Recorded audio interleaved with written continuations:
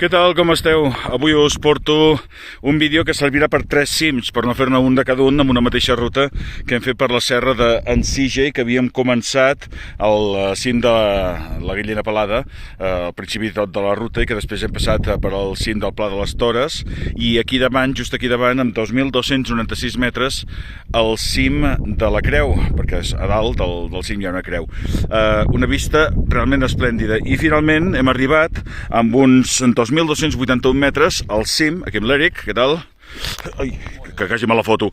De 2.281 metres al Serrat Voltor, que és un cim que queda, i vigilo que no em persegui, a Fígols, a Saldes i a Vallcebre, amb aquesta serra d'Ensige. Una vista espectacular, sobretot amb aquesta banda, i a tota l'alta, doncs, els cims més alts del Pirineu, des del Puig Pedrós. Aquí darrere tenim el Pedraforca, amb tota la seva majestuositat, i tots els altres cims esplèndids que ens acompanyen. La veritat és que val molt la pena.